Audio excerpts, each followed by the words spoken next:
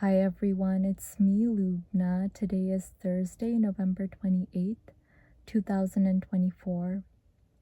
This video is dedicated to my beloved, and the topic of this video is going to be about being patient and long-suffering. And by the way, today is Thanksgiving here in America, so I wanted to wish you and your family a happy Thanksgiving if you celebrate.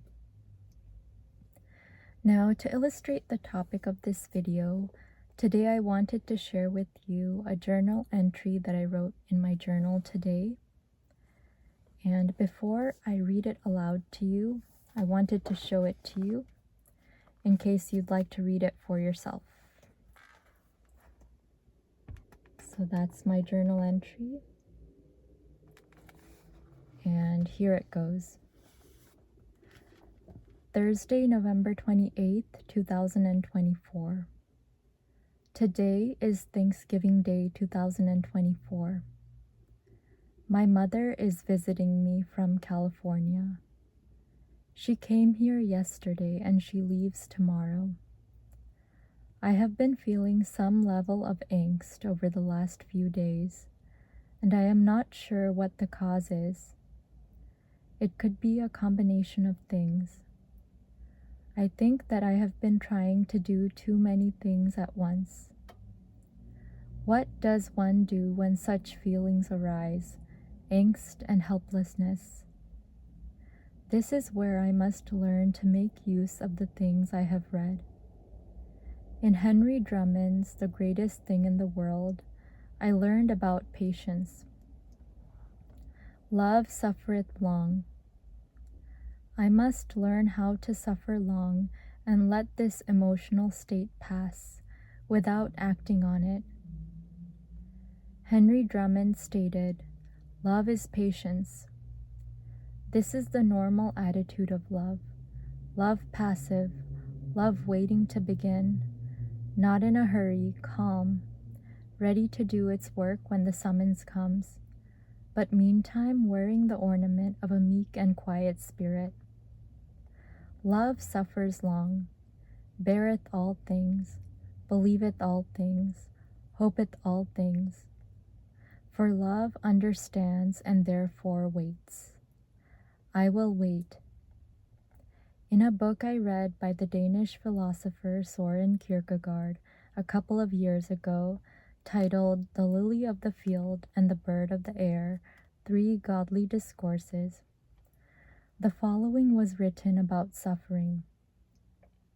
The bird keeps silent and suffers. However much heartache it has, it keeps silent. It does not complain. It accuses no one. It sighs only to fall silent again. The bird is not free from suffering, but the silent bird frees itself from what makes the suffering more burdensome. From the misunderstood sympathy of others, frees itself from what makes the suffering last longer. From all the talk of suffering, frees itself from what makes the suffering into something worse than suffering, from the sin of impatience and sadness. I have to be like a bird of the air. You do too. We must suffer long without complaining, taking every experience that we are given by God and turning it into a means of training our soul. Today and for the rest of my life, I will be silent and patient. I will not give up hope that my dreams can still come true, and I can do what I was put on this earth to do. Working in silence, day after day, writing in my journals, making my daily video diaries, reading books, thinking, exercising, studying for the MCAT so that I could go to medical school again to become the psychiatrist I always wanted to be, accepting my failures and living with myself. I will learn patience. Everything that I do is not done for me or by me. It is done for a higher purpose, by a higher power. It is done for love, by love, the Alpha and the Omega, the beginning and the end.